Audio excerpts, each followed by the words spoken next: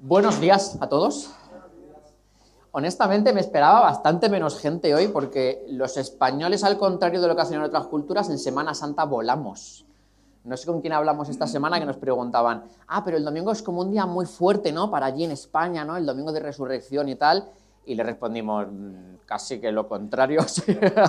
Lo que hace mucha gente es que aprovecha la Semana Santa y vuela, aparte mañana, lunes de Pascua, festivo, mucha gente no trabaja, el niño no va al cole, así que es guay ver aquí tantas caras, tanta gente.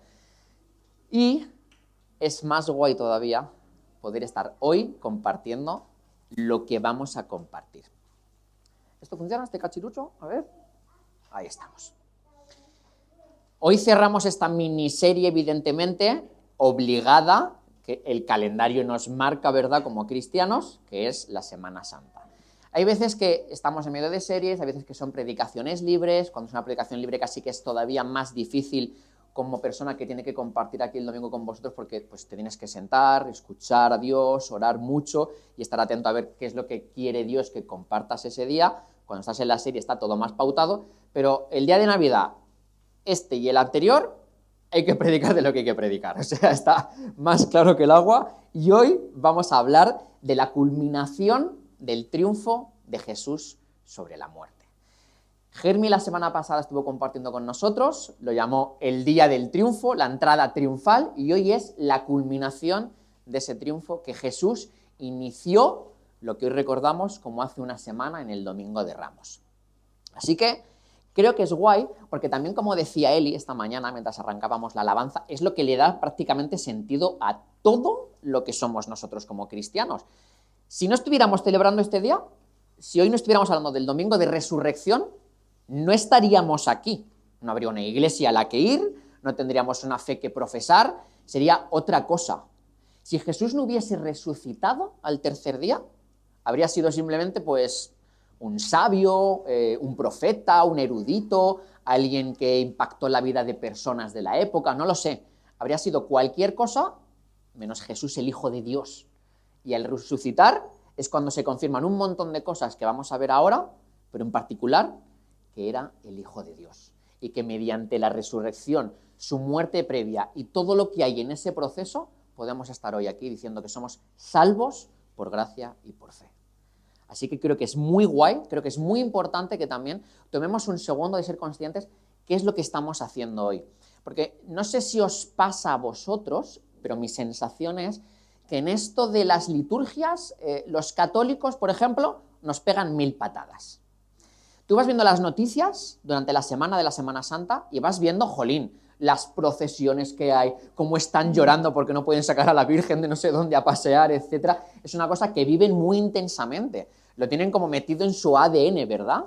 Y nosotros los protestantes, como hemos querido romper con todo lo que huela o suene un poquito a liturgia, hay veces que ni nos damos cuenta de que estamos en Semana Santa, y la Semana Santa es más una época de vacaciones, de descansar, de desconectar, y sí, un par de días de recordar ciertas cosas que hizo Jesús, que no una fecha señalada y especial. Por eso también durante la semana hemos ido haciendo algunos recordatorios a través de las redes sociales diciendo, oye, hoy es Jueves Santo, hoy recordamos esto, hoy es Viernes Santo, hoy Jesús ha muerto por nosotros en la cruz hace 2000 y pico años. Es importante también refrescar y tener presente ciertas cosas que creo yo que muchas veces como evangélicos pasamos por alto. Y si os parece, creo que también es bueno que antes de adentrarnos 100% en lo que vamos a rememorar hoy, en la resurrección, hagamos un pequeño repaso de lo que recordamos estos días desde donde lo dejamos la semana pasada, en la que Germi, como he dicho antes, nos hizo todo el repaso y toda la contextualización de la entrada triunfal de Jesús en Jerusalén.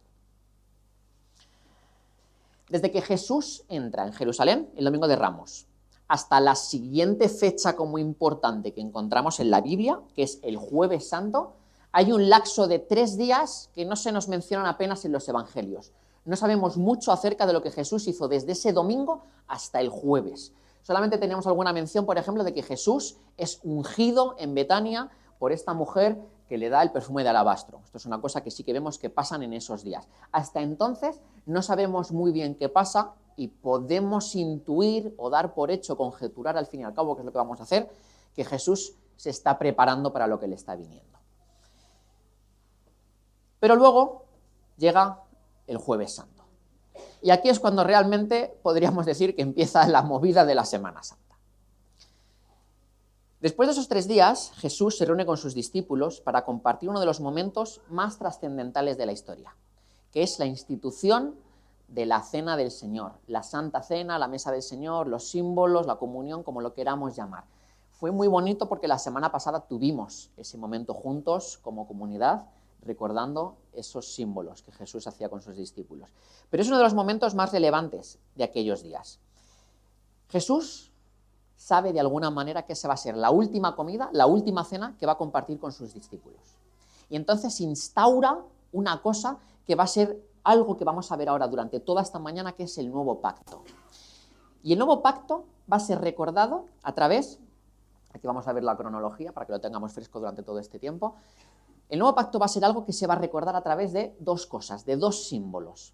Jesús va a coger un trozo de pan y lo va a partir, simbolizando que su cuerpo físico va a ser físicamente resquebrajado en una cruz, en una herramienta de tortura, y va a tomar un vino que va a representar su sangre, la sangre que va a derramar también en esa cruz y durante ese día que va a haber entre el viernes y el sábado. Recordando estas 2 cosas, Jesús les está diciendo a los discípulos que cada vez que hagan esto, están rememorando y van a rememorar ellos y toda la humanidad cristiana que va a venir después, es decir, nosotros también incluidos ahí, lo que pasó el día de la muerte y posteriormente de la resurrección de Jesús. Así que es un día que es sumamente importante. Jesús tiene este momento con ellos, tienen el momento de la Santa Cena, pasan un tiempo de intimidad juntos, le preguntan acerca de algunas cuestiones, como por ejemplo, si hay alguien que le va a traicionar, ¿qué va a pasar? Jesús sabe ahí que está Judas sentado en medio de ellos, da una respuesta bastante clara pero un poco ambigua, y un poquito más tarde se va al huerto de Getsemaní. Jesús sabe lo que le está viniendo, sabe que se acerca la hora, y entonces necesita pasar tiempo con su Padre en oración, y se retira a orar. Y en ese momento le pide a sus discípulos amados, a sus seguidores que han estado con ellos durante 3 años y pico de ministerio y viéndole hacer de todo, que por favor lo único que tienen que hacer es acompañarle en oración. Y los discípulos se quedan dormidos. Yo creo que Jesús ahí dice, esta gente, tío, hasta el último momento, de verdad, ¿no? Se quedan dormidos, Jesús pasa un tiempo de intimidad súper intenso con su Padre, hasta el punto en el que le pide que por favor lo que está a punto de suceder pase de largo. Padre, pase de mí esta copa. No pasa la copa. Jesús sabe que se tiene que enfrentar a su destino, al propósito que le va a dar sentido a todo lo que ha estado haciendo durante estos años de ministerio. Es apresado, aparecen unos soldados romanos traídos por el traidor, Judas. Judas señala a Jesús a través de un beso y es apresado. Es el momento famoso también en el que vemos que Pedro se saca una espada, le corta una oreja y un tío porque no quiere que se lleven a su Señor y dice, pues haber estado orando por él, tío. Pero vemos aquí el carácter de Pedro, si os acordáis lo vimos en otra serie que hicimos, ¿no?, de los discípulos de Jesús. Y vemos momentos impresionantes, sobre todo un momento para mí que es este en el que Jesús le dice a su Padre, pase de mí esta copa. Estamos viendo la humanidad también encarnada de Jesús. Jesús sufrió como ser humano. Y Jesús sabía que el sufrimiento que se iba a encontrar más grande de todos es el que iba a experimentar un poquito más tarde, unas horas más tarde, clavado en esa cruz, separado de la gloria del Padre. Todo lo que le iban a hacer era altamente doloroso. De hecho, hay estudios científicos que dicen que pocos seres humanos habrían aguantado todo lo que sufrió Jesús desde que empieza su tortura con el Vía Crucis hasta que es clavado en la cruz. Muy pocas personas. Jesús lo aguantó, pero lo que más le dolió a Jesús no fue eso, no fue la tortura física, sino el estar separado de la gloria del Padre debido al pecado de toda la humanidad.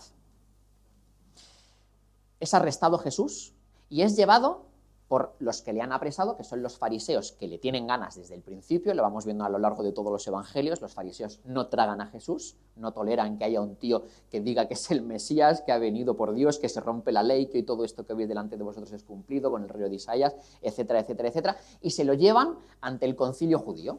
En el concilio judío, los judíos, los fariseos en concreto, lo que pretenden es evidenciar que este tío es un impostor y que por fin nos lo vamos a cargar, nos vamos a quitar a este pelma, a este tío que está todo el rato llevándonos la contraria, social y religiosamente, y nos lo vamos a quitar de encima.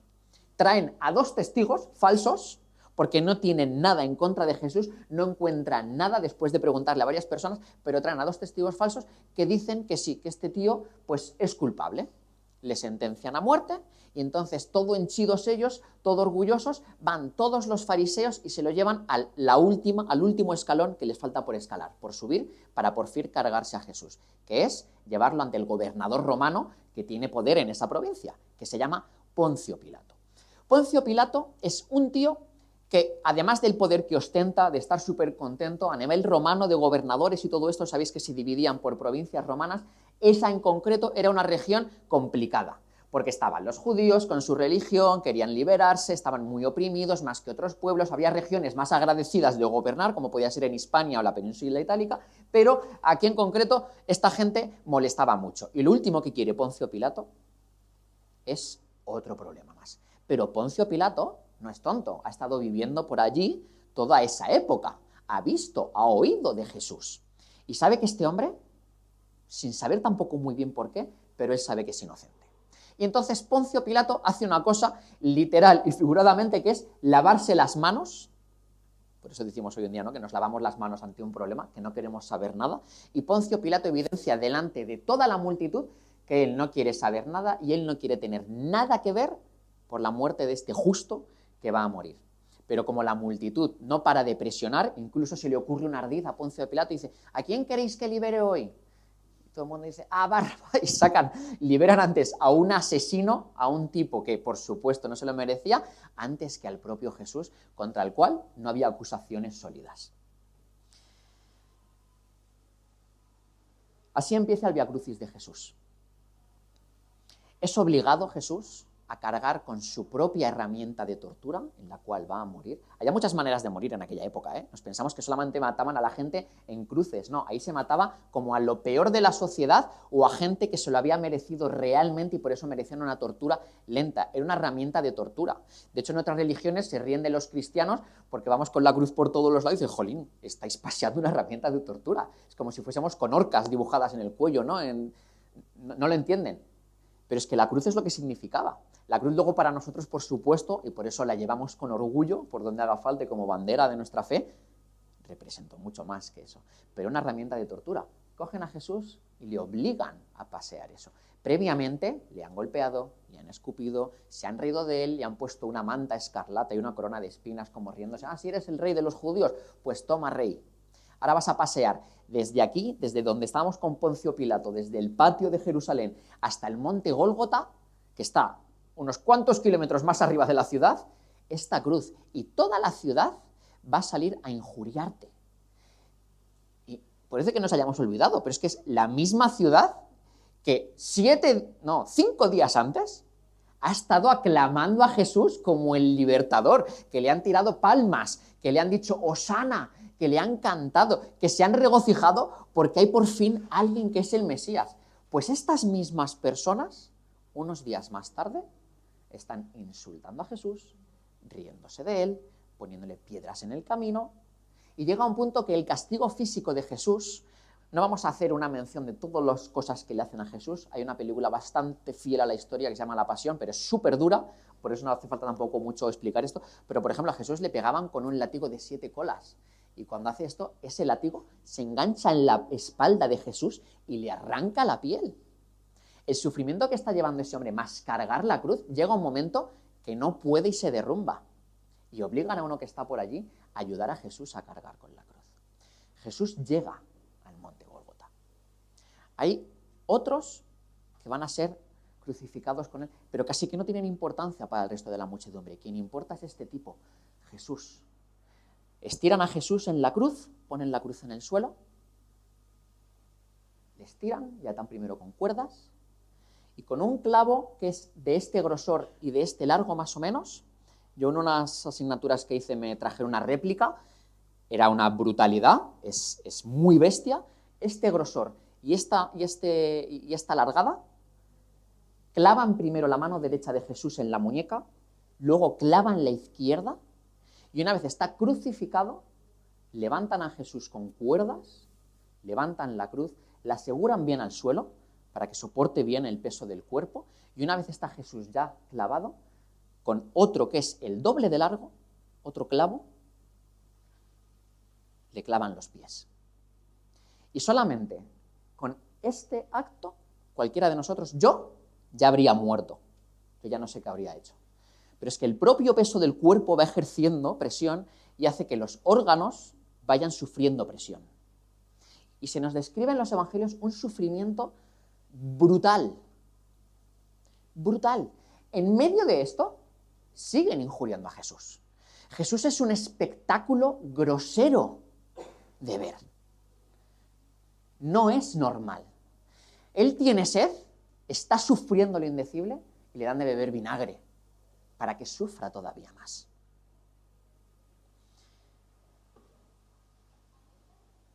Y es en ese momento de dolor máximo, cuando Jesús exclama sus penúltimas palabras y dice en su lengua materna, en arameo, Elí, Elí, lama sabactani. Dios mío, ¿por qué me has abandonado? Donde estamos viendo, como decíamos antes, lo que él ya sabía cuando le estaba pidiendo a su padre que pasara de él esta copa, que el dolor más grande que iba a experimentar era estar separados, a cargar con todo nuestro pecado, con toda nuestra culpa. Y eso es lo que provoca el dolor más grande de Jesús, después de todo esto que hemos visto.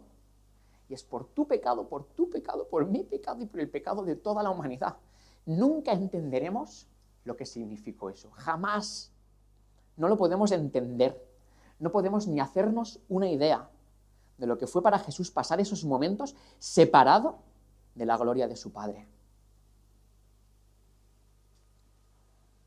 Y al final del todo ya, cuando ya no se puede sufrir más,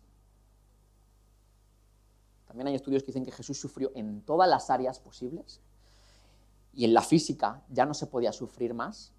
Jesús llega a un momento que dice, consumado es, en tus manos encomiendo mi espíritu.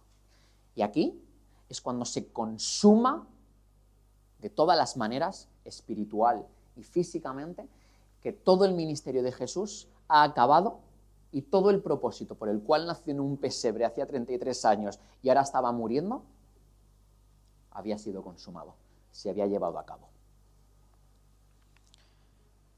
Esa misma noche, José de Arimatea, un hombre de la época que estaba por allí, pide permiso a Poncio Pilato para poder llevarse el cuerpo y enterrarlo de una manera digna y que no estuviera ahí expuesto mientras se iba deshaciendo. Llega el Sábado Santo, sobre el cual tampoco tenemos mucha información en los evangelios, pero es importante porque esto sí que se nos menciona. Los fariseos se acuerdan de que este tal Jesús, este supuesto Hijo de Dios, ha profetizado que va a resucitar al tercer día. Y entonces se acercan a Pilato una vez más para pedirle permiso para poner una guardia romana que custodie la tumba donde saben que este José de Arimatea se lo ha llevado y poner allí una gran roca que tape la entrada y además poner una guardia romana para asegurarse de que no vengan sus discípulos, se lleven el cuerpo y aunque no haya resucitado porque ellos no creían que esto iba a suceder, como no está el cuerpo, digan los discípulos, el cuerpo no está, ha resucitado. Y los fariseos digan, ¿veis? Ha sido peor el remedio que la enfermedad. Después de cargárnoslo, lo que nos ha costado, van estos y secuestran el cuerpo. Esto sucede el Sábado Santo. También se nos menciona que Jesús desciende, aquí hay cosas teológicas muy profundas a tener en cuenta, pero lo importante es que Jesús desciende a donde está la muerte. Pero el domingo, llega el domingo de resurrección. Y llega el momento de abrir nuestras Biblias. Vamos a ir a Mateo 28, y vamos a leer los 10 primeros versículos.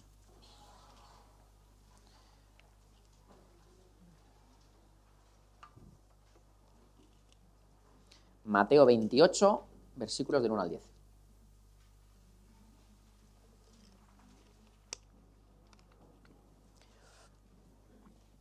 Dice, pasado el día de reposo, al amanecer del primer día de la semana, vinieron María Magdalena y la otra María a ver el sepulcro. Y hubo un gran terremoto, porque un ángel del Señor, descendiendo del cielo y llegando, removió la piedra y se sentó sobre ella. Su aspecto era como un relámpago y su vestido blanco como la nieve. Y de miedo de él, Los guardas temblaron y se quedaron como muertos. Mas el ángel, respondiendo, dijo a las mujeres: no temáis vosotras, porque yo sé que buscáis a Jesús, el cual fue crucificado. No está aquí, pues ha resucitado, como dijo. Venid, ved el lugar donde fue puesto el Señor. E id pronto y decid a sus discípulos que ha resucitado de los muertos, y he aquí va delante de vosotros a Galilea. Allí le veréis. He aquí os lo he dicho. Entonces ellas, saliendo del sepulcro con temor y gran gozo, fueron corriendo a dar las nuevas a sus discípulos. Y mientras iban a dar las nuevas a los discípulos, he aquí, Jesús les salió al encuentro, diciendo: ¡salve! Y ellas, acercándose, abrazaron sus pies y le adoraron. Entonces Jesús les dijo: no temáis, id, dad las nuevas a mis hermanos para que vayan a Galilea, y allí me verán. Esta historia la podemos ver en cada uno de los 4 evangelios. También vimos la semana pasada que si algo se repite mucho en la Biblia es porque tiene mucha importancia. Hay historias que en los 4 evangelios no aparecen, hay evangelios que le dan más importancia a una cosa según el público que tienen, etcétera, como ya vimos, pero es que esto está en los 4 evangelios. Esto es sumamente importante. La resurrección no era negociable de explicar. Y en esta historia vemos cómo está enfocado en María, en las 2 Marías. Cómo es terrible ver que hay un ángel que ha descendido del cielo, que encima me mola porque se sienta ahí como encima de la piedra, en plan, que conste que esto es verdad. Los soldados romanos se quedan como muertos, no sabemos si están paralizados, si se han caído al suelo y están desmayados, la cuestión es que están como muertos, porque ver a un ángel del Señor no es una cosa, qué bonito ver un ángel del Señor, ¿no? A veces nos imaginamos a los querubines flotando, ¿no? Y todo esto. Los ángeles, normalmente, en todo lo que vemos en la Biblia, son seres terribles. Son seres de un poder tan grande que todos los que se ponen en la presencia de un ángel de la Biblia tiemblan ante este ser, que les está diciendo que su maestro, que Jesús, a quien aman, ha resucitado. Y que vayan corriendo y se lo cuenten a los discípulos, y me encanta porque dice: y os encontraréis con él hacia Galilea, porque él va hacia allí. Jesús era de aquella región. Pero mientras están yendo allí, Jesús mola mucho, porque se acerca a María y a María antes que a los discípulos, y yo creo que era como: estoy aquí, he resucitado, es cierto, y le abrazan los pies. Es algo que para mí tiene una cierta importancia porque no se espera Jesús a que le vean con todo el mundo. Con estas 2 mujeres, que son las 2 únicas que acuden al sepulcro, Jesús les dedica un momento especial, y luego ya será con todos a la vez. Pero lo importante de todo esto es que Jesús resucitó. Eso es lo importante de la historia. Lo importante no es el ángel, no es los soldados por el suelo, no son María, no son los discípulos. Lo importante es que Jesús ha resucitado. Lo importante es que todo el sufrimiento, todo el dolor, todo lo que tuvo que soportar Jesús esos 3 días, quedaron en nada porque venció a la muerte y volvió de los muertos. El círculo se cerró al resucitar Jesús. Todo cobró verdadero sentido. Y si no hubiera resucitado, todas las profecías, todo el ministerio del propio Jesús, su autoproclamación como hijo de Dios y como el Mesías, no habrían valido para nada. Es lo que decíamos, serían palabras huecas, las palabras de un sabio, de un profeta. Pero resucitó. Jesús resucitó, y es lo que hoy recordamos y lo que hoy celebramos. Vamos a ver, porque me gustó mucho, y aquí me he copiado de Germi, cómo en el Antiguo Testamento se nos habla constantemente de esto. El mensaje central del Antiguo Testamento en realidad no es Moisés y el pueblo de Israel saliendo de Egipto, no es el rey David, no son los profetas. El mensaje central del Antiguo Testamento es Jesús. Es un mensaje cristocéntrico. Y el hecho, ya vimos que la vida de Jesús había sido profetizada por otros profetas tropecientos años antes, miles de años antes, desde la fundación del mundo prácticamente, prácticamente, pero la muerte y resurrección de Jesús también aparece. Y vamos a ir a 2 sitios en concreto, hay más de 300 referencias en el Antiguo Testamento, pero he seleccionado 2 que creo que son muy claras. Isaías 53:5 y Salmo 22, que recomiendo que lo leamos entero, porque el Salmo 22, de arriba abajo, habla de la muerte y la resurrección de Jesús. Pero vamos a ir a Isaías 53:5, que dice: mas Él Herido fue por nuestras rebeliones, molido por nuestros pecados. Aquí está hablando del castigo físico de Jesús. El castigo de nuestra paz fue sobre él y por su llaga fuimos nosotros curados. Todo el castigo físico de Jesús que experimentó fue puesto sobre él. Y gracias a eso fuimos curados. ¿Curados de qué? De la maldición del pecado, de la maldición de la ley. Salmo 22. Hay un momento que dice, de verdad que esto me encantaría que lo pudierais leer entero, no lo vamos a hacer por amor al tiempo. Hay un momento que dice, Dios mío, ¿por qué me has desamparado? ¿Por qué estás tan lejos de mi salvación y de las palabras de mi clamor? Y podéis seguir leyendo y es la descripción de lo que acabamos de explicar. Pero está diciendo las mismas palabras que Jesús dice el día que es crucificado. Las mismas, palabra por palabra. Y se nos describe todo lo que Jesús padeció esos días. Y todo esto estamos hablando de cientos de años anteriores. Sabéis que la Biblia, los 66 libros, están escritos por muchos autores, en muchas épocas distintas, en continentes distintos, a lo largo de los tiempos. Que coincidiesen Isaías y el autor del Salmo en esto que va a pasar muchísimos años después, es brutal. Y como digo, hay más de 300 referencias a lo largo del Antiguo Testamento. Así que, si estamos diciendo que es importante que aparezcan los 4 evangelios porque le da importancia, jolín, si aparece a lo largo de toda la Biblia, es que esto tiene suma importancia. Pero todo esto solamente sería información, serían datos, hechos históricos, cosas racionales a las que poder sujetarnos nosotros, si no tuviera una importancia mucho más allá de lo racional. Sería una historia que acabamos de explicar, una historia bonita, una historia cruel, con un final feliz, pero se quedaría aquí. La pregunta importante para mí es, ¿qué significaron realmente la muerte y la resurrección de Jesús? ¿Cómo me afectan a mí personalmente? Todo esto, toda esta historia, ¿qué implicó? ¿Qué es lo que trasciende más allá de la historia? ¿Y cómo me afecta a mí, a mi vida personalmente? Y todo se resume, y lo vamos a ir desgranando un poquito, en que se instaura un nuevo pacto. Con la muerte y la resurrección de Jesús se instaura este nuevo pacto que Jesús estaba poniendo de manifiesto en la Santa Cena con sus discípulos. El antiguo pacto, antes de que instaurara Jesús hacía que la salvación y la buena relación con Dios se produjesen mediante la fe expresada a través de la obediencia a la ley, una ley que era imposible para nadie cumplir a rajatabla, absolutamente imposible, y a través del sistema de sacrificios. Si tú querías desarrollar tu fe y tu relación con Dios, las únicas maneras eran a través del cumplimiento de la ley, y cuando uno pecaba y entonces se separaba de Dios porque no podía haber nada entre Dios que es santo y nosotros que somos pecadores, para hacer este escalón, este espacio, había que sacrificar un animal. Y con el sacrificio de ese animal, con esa sangre derramada por ese animal, entonces volvíamos otra vez a acercarnos a Dios. ¿Pero qué pasaba? Que pasa un ratito, no sé vosotros, pero a mí me pasa un rato y vuelvo a pecar otra vez. Entonces esto es un ciclo. Eso es el antiguo pacto que Dios pone con los israelitas, con su pueblo.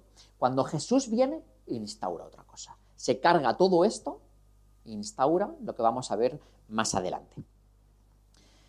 El profeta Jeremías, y vamos a ir también a Jeremías un momentito, siempre es guay que cojamos la Biblia y le pegamos ahí una buena paliza.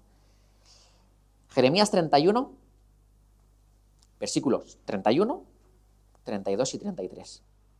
Porque el profeta Jeremías profetizó cientos de años antes que en el futuro Dios haría también un nuevo pacto. Y esto lo está diciendo Jeremías perteneciendo al antiguo pacto todavía. Él no ha visto ni verá jamás a Jesús, ni a este Mesías, ni la muerte, ni la crucifixión, ni la Santa Cena, no va a haber nada de todo esto. Pero él profetiza lo siguiente. Jeremías 31, Versículos 31, 32 y 33. Dice, he aquí que vienen días, dice Jehová, en los cuales haré un nuevo pacto con la casa de Israel y con la casa de Judá. No como el pacto que hice con sus padres el día que tomé su mano para sacarlos de la tierra de Egipto, porque ellos invalidaron mi pacto, aunque fui yo un marido para ellos, dice Jehová. Pero este es el pacto que haré con la casa de Israel después de aquellos días, dice Jehová. Daré mi ley en su mente y la escribiré en su corazón, y yo seré a ellos por Dios y ellos me serán a mí por pueblo. Y no enseñará más ninguno a su prójimo ni ninguno a su hermano diciendo, conoce a Jehová, porque todos me conocerán, desde el más pequeño de ellos hasta el más grande, dice Jehová, porque perdonaré la maldad de ellos y no me acordaré más de su pecado. Si vais a la carta de Hebreos, también hay un capítulo entero que se dedica a hablar del nuevo pacto y lo que ello significa. Como el nuevo pacto es mucho mejor que el anterior. Pero es curioso que Jeremías, mucho tiempo antes, ya nos está hablando de esto, de que vendría un día en el que el antiguo pacto desaparece, esto de cumplir la ley a rajatabla desaparece, esto de matar animales para limpiar mi pecado y poder otra vez ser digno de la presencia de Dios desaparece, y cómo vamos a instaurar un nuevo pacto que además va a ser mejor. Y es mejor que el antiguo porque el nuevo pacto perdona por completo los pecados de los que se arrepienten, los hace hijos de Dios automáticamente, los lleva a una relación íntima y personal con Dios y provee una experiencia personal con una de las claves finales que vamos a ver, que es el Espíritu Santo. Por estas cosas, por estos elementos, el nuevo pacto no tiene nada que ver, le pega 1000 patadas al antiguo pacto. El sacrificio de Jesús, además, es mejor que los sacrificios que vemos en el Antiguo Testamento, porque el sacrificio de Jesús es ofrecido de manera voluntaria. O sea, Jesús, aunque hemos visto que ha habido un momento en el que ha dicho, Jesús voluntariamente se entrega a ser apaleado, apalizado, torturado, insultado, injuriado, escupido, vilipendiado, crucificado, torturado y muerto, matado. Jesús va voluntariamente a esto. Los animales, cuando les tenían que crucificar, cuando les tenían que sacrificar, no iban voluntariamente. Y además Jesús es alguien justo. Y esto también es un detalle muy importante. El nuevo pacto se instaura y tiene sentido porque Jesús es alguien justo, es limpio y sin mancha, sin pecado. Y cuando Jesús está muriendo y derramando su sangre en esa cruz, está instaurando el propósito de Dios de salvar de la culpa y de la condenación a todos los que creen en Cristo, a todos los que reconocen su pecado, a los que se arrepienten de él y le entregan su vida a Jesús como su Señor y Salvador. Y es importante que Jesús limpia del pecado a aquellos que son conscientes del pecado, pero que por supuesto se arrepienten de. Y esto es importante predicarlo, enseñarlo, mencionarlo, cantarlo, lo que haga falta. El pecado sin arrepentimiento, por mucho convencimiento, por mucha conciencia que tengamos de que somos pecadores, si no hay un arrepentimiento genuino de este hecho, no te va a llevar a Jesús en ningún momento. Porque Jesús lo que hace es que te limpia de ese pecado, olvida tu pecado y hace que entonces puedas acercarte a Dios. Pero tiene que haber arrepentimiento genuino del pecado. Y todos hemos tenido que pasar por ahí, o tendremos que pasar por ahí si queremos acercarnos a Dios. La muerte y resurrección de Jesús abrieron el camino al perdón, a la reconciliación y a la santificación completa de los hijos de Dios. Así que con la muerte y resurrección de Jesús se instaura un nuevo pacto que nos ofrece el perdón de pecados. Esto es súper importante, se nos ofrece gratuitamente el perdón de los pecados, nos da acceso entonces a la salvación eterna. Y para todos los que deciden reconocer su pecado, arrepentirse y reconocer a Jesús como su Señor y Salvador y vivir de acuerdo a sus principios, Dios les regala además la presencia del Espíritu Santo. Esto es lo que el nuevo pacto determina. Hay perdón de pecados, hay acceso gratuito a la salvación para todo aquel que pide perdón por sus pecados y se arrepiente, Y en consecuencia Dios nos regala la presencia de una de sus 3 personas, que es la presencia del Espíritu Santo. Evangelio de Juan, capítulo 14. Creo que este es el último pasaje que os voy a hacer leer, no os preocupéis. Evangelio de Juan, capítulo 14, versículos del 15 al 21.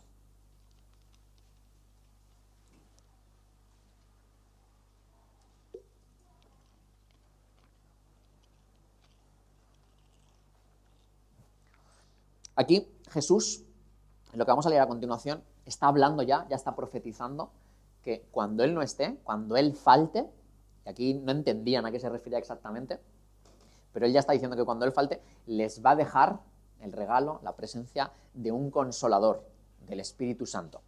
Dice, y yo rogaré al Padre, y os dará otro consolador, para que esté con vosotros para siempre, el Espíritu de verdad, este es el Espíritu Santo, al cual el mundo no puede recibir, porque no le ve, ni le conoce.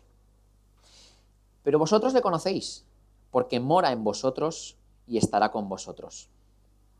No os dejaré huérfanos, vendré a vosotros.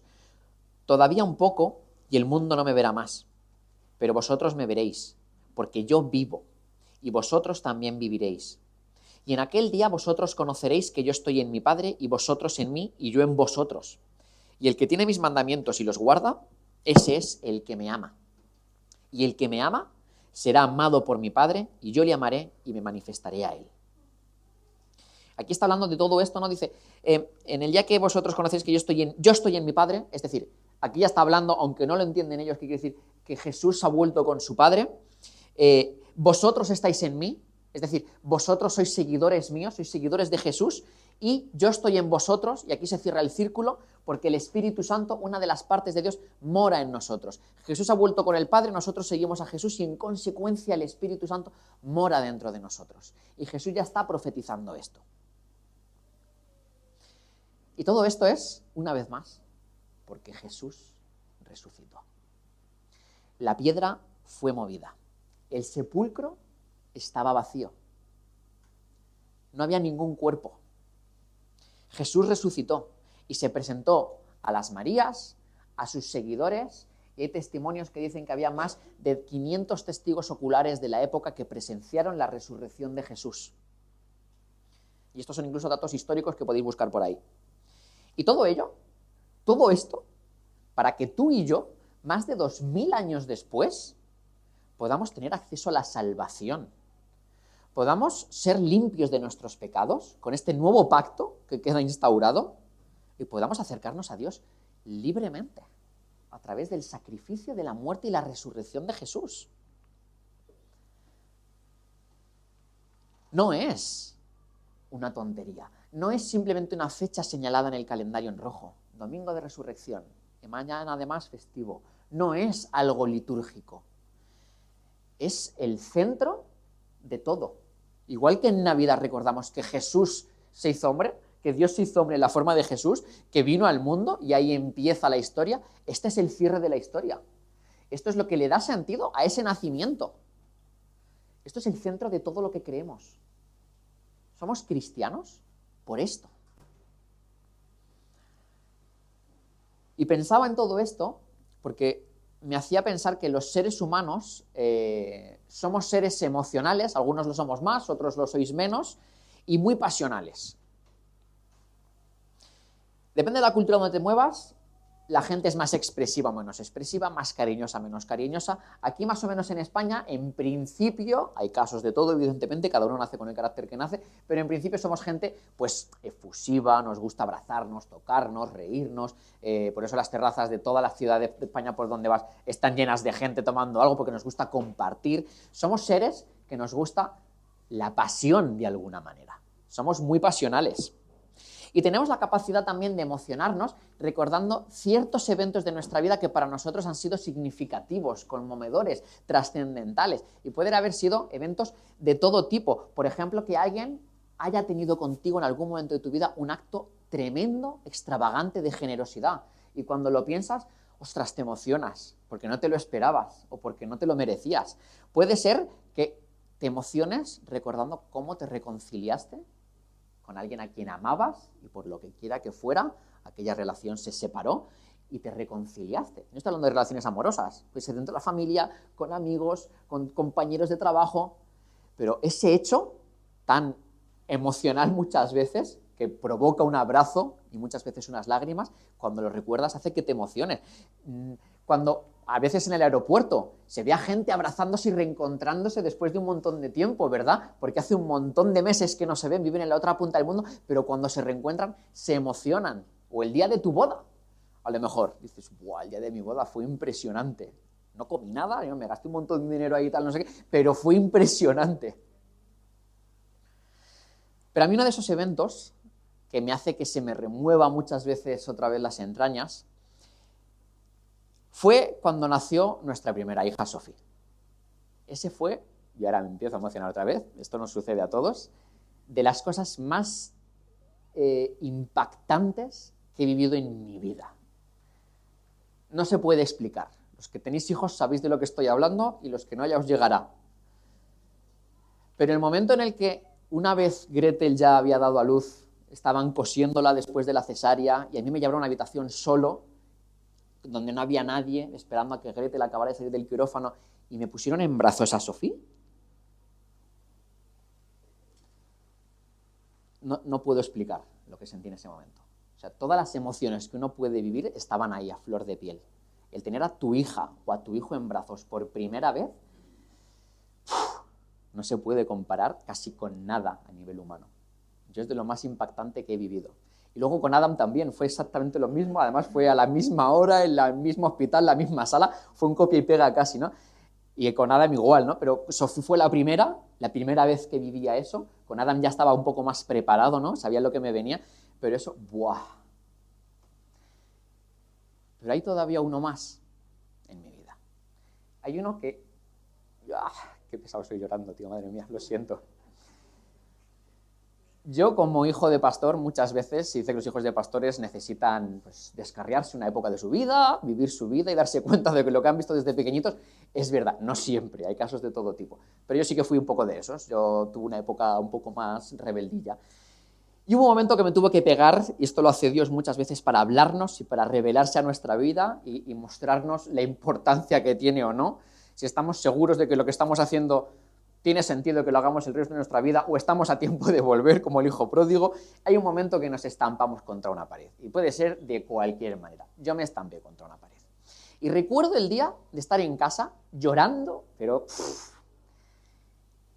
y darme cuenta esa tarde, es que me acuerdo perfectamente del momento, en la casa de mis padres, en mi habitación, solo, gracias a Dios mi hermano no estaba, porque comparto habitación con él, mi hermano es un personaje, y estaba solo, y estaba llorando por todo lo que había estado viviendo, y fui consciente de lo miserable que era, de verdad, de la porquería de persona que yo era, sin Dios. Yo no valía y no valgo nada sin Dios. Y me acuerdo de ponerme de rodillas y decir, Dios, perdóname, lo siento. Es que además soy idiota porque he conocido de ti y te he experimentado. ¿Qué hago? Perdóname, Dios, lo siento. Y recuerdo un momento de sentir la presencia del Espíritu Santo entrando dentro de mí y diciendo, ya está, qué fácil y qué tontería más grande no haber hecho esto antes. Tener a Sofía fue impresionante, pero esto no se puede comparar con nada.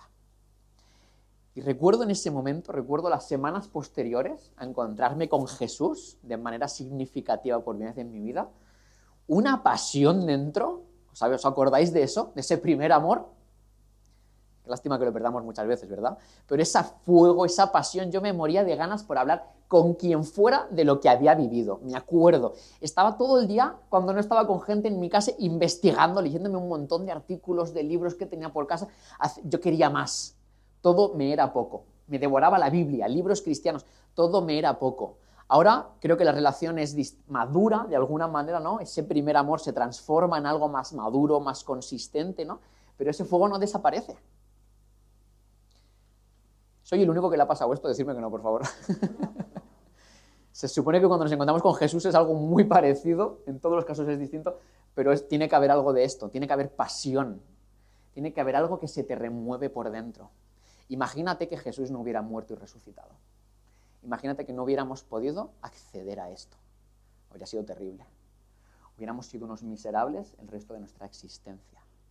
Y Jesús hizo que esto fuera posible. Perdón.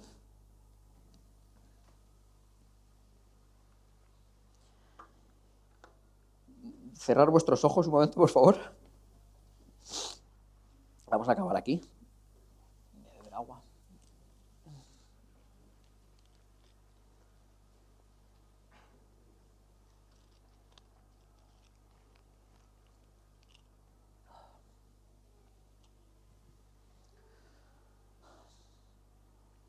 Yo no sé si esta mañana aquí, y os veo y os conozco, a todos más o menos, pues yo no sé si hay alguien que necesita encontrarse con Jesús otra vez.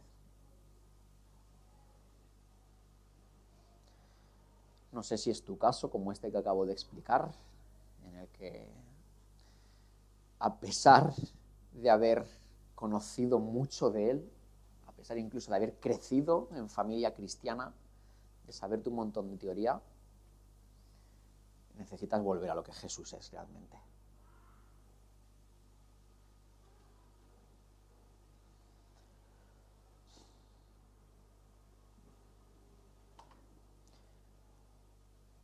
Si no es tu caso este, y eres alguien que tiene una relación con Jesús, creo que quizás también es bueno que nos tomemos un momento para recordar ese instante en el que cambió nuestra vida. Y te doy permiso para que te emociones ahí en silencio, donde estás. Para que recuerdes ese día en el que entregaste tu vida a Jesús, te diste cuenta de lo miserable que eras, de que tu pecado te separa por completo de Dios y de lo que Él tiene para tu vida. Y cómo Él entró dentro de ti a través de su Espíritu Santo. Quizás es bueno a veces también pararnos y recordar.